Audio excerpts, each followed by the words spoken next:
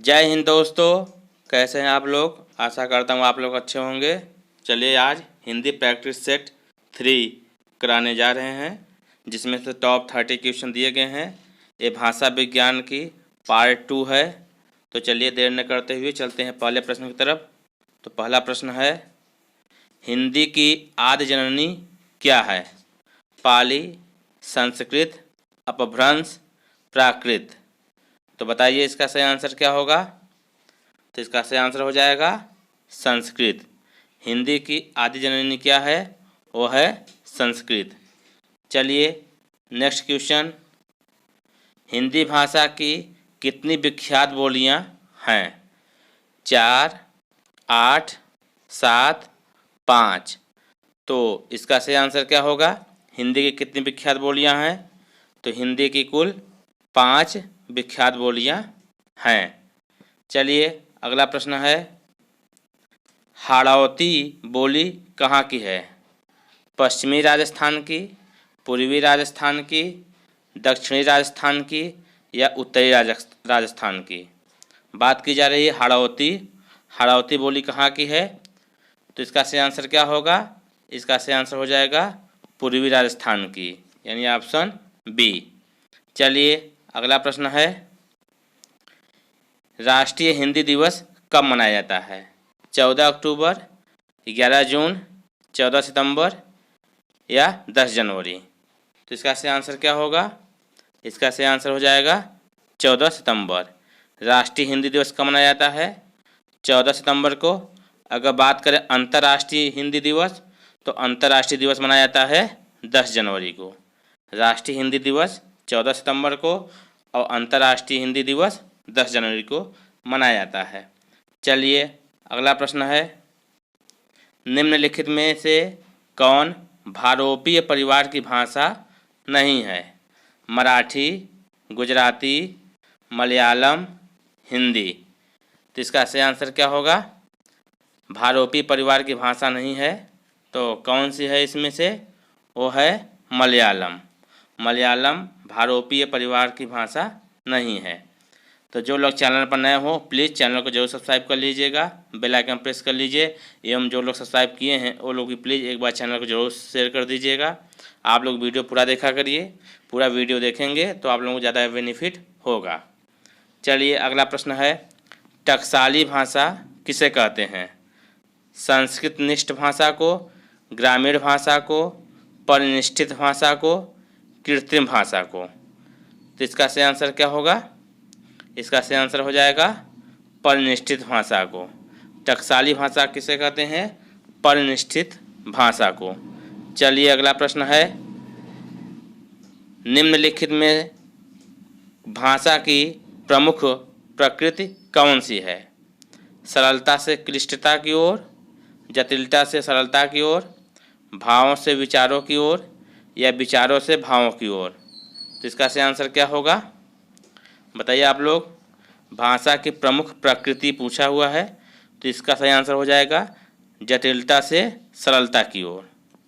चलिए अगला प्रश्न है, उकार बहुला बोली मानी जाती है? कौन सी बोली मानी जाती है? अवधी, भोजपुरी, बघेली या छत्तीसगढ़ी? तो इसका सही आंसर क्या होगा? बताइए आप लोग। इसका सही आंसर हो जाएगा अवधी। उकार बहुला बोली अवधी बोली मानी जाती है।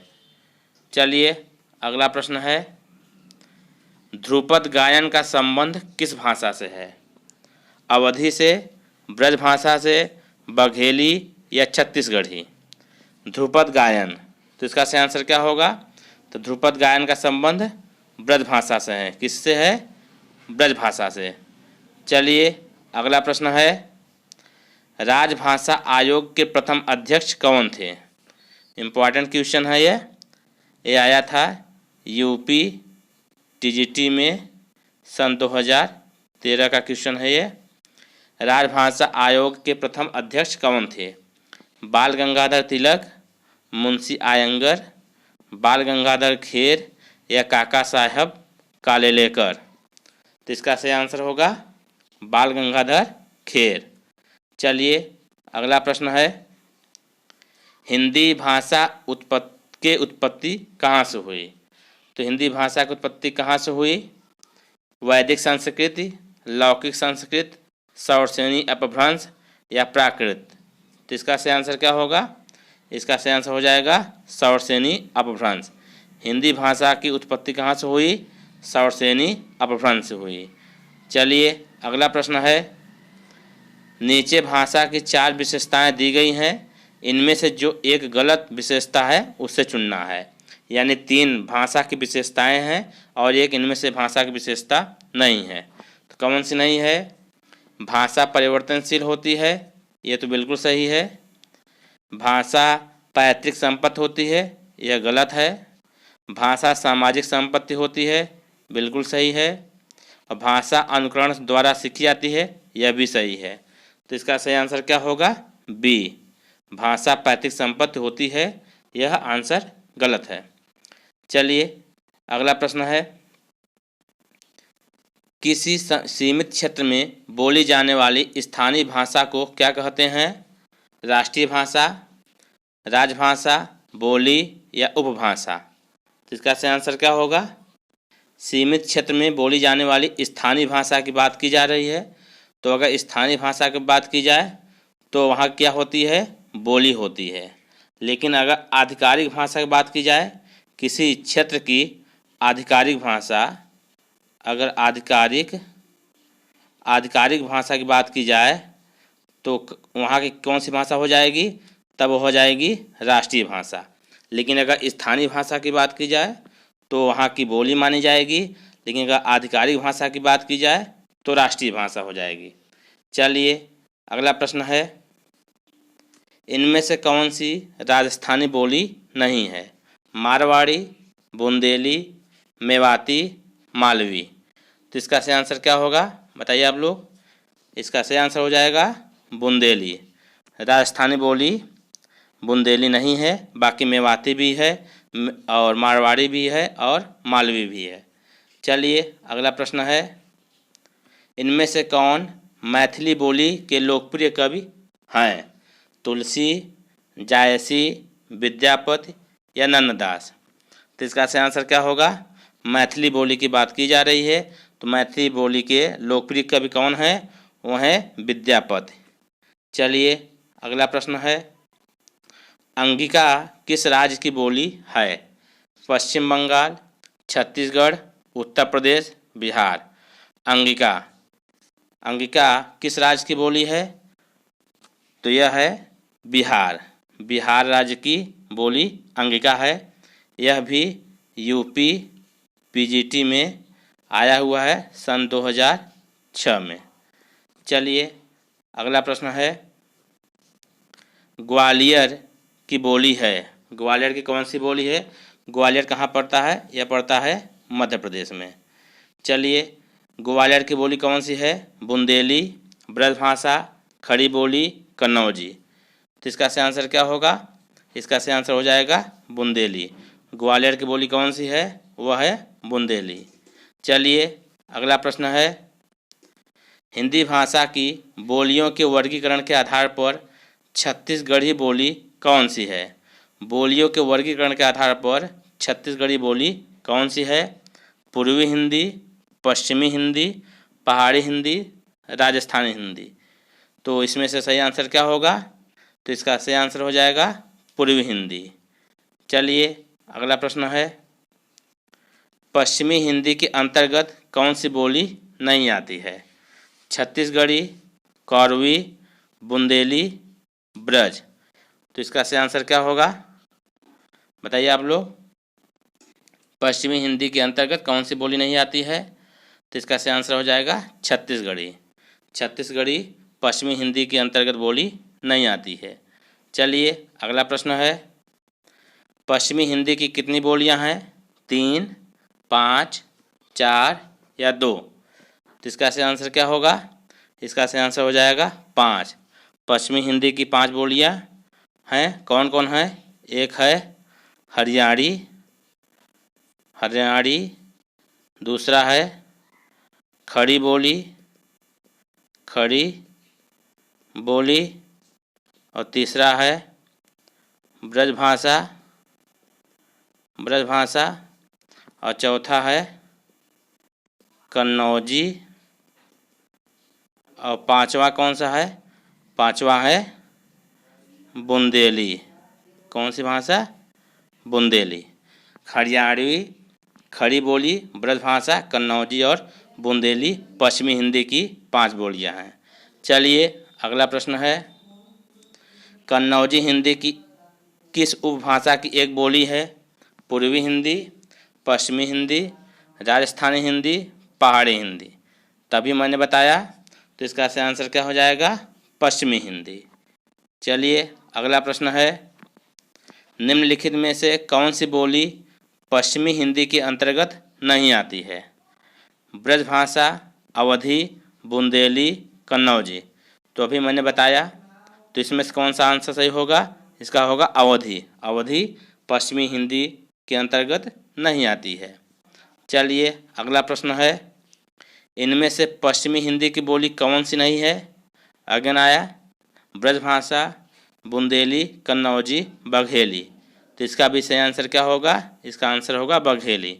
बघेली पश्चिमी हिंदी की बोली नहीं है। चलिए अगला प्रश्न है, खड़ी बोली हिंदी की उत्पत्ति कहाँ से हुई? मागधी अपभ्रंश से, अर्धमागधी अपभ्रंश से, सौरसेनी अपभ्रंश से या पैशाची अपभ्रंश से? इसका सही आंसर क्या होगा? यह भी यूपी पीजीटी सन 2002 में आया हुआ क्वेश्चन है।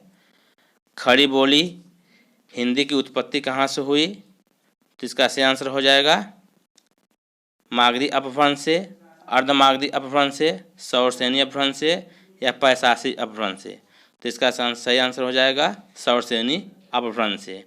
चलिए अगला प्रश्न है, सिंधी भाषा का संबंध किससे है? पैशाची, ब्राह्मण, मगही, सौरसेनी। तो इसका सही आंसर क्या होगा? तो सिंधी भाषा का संबंध किससे है? तो यह है ब्राह्मण से। चलिए अगला प्रश्न है, कौरवी भाषा का उदय किससे हुआ? पश्चिमी हिंदी, राजस्थानी हिंदी, पूर्वी हिंदी या बिहारी हिंदी? तो कौरवी भाषा का उदय पूछ रहा है, तो इसका सही आंसर क्या होगा? इसका सही आंसर हो जाएगा पश्चिमी हिंदी। अगला प्रश्न है, पूर्वी हिंदी का विकास इनमें से किस अपभ्रंश से हुआ है? ब्राह्मण, अर्धमागधी, खस या मागधी? पूर्वी हिंदी का विकास पूछ रहा है, इनमें से किस अपभ्रंश से हुआ है? तो इसका सही आंसर क्या होगा? इसका सही आंसर हो जाएगा पूर्वी हिंदी। तो इसका सही आंसर हो जाएगा अर्धमागधी। चलिए अगला प्रश्न है, बिहार की राजधानी पटना किस बिहारी बोली क्षेत्र में स्थित है? मैथिली, भोजपुरी, मगही या अंगिका? बिहार की राजधानी पटना की बात की जा रही है। पटना किस बिहारी बोली क्षेत्र में स्थित है? मैथिली, भोजपुरी, मगही, अंगिका?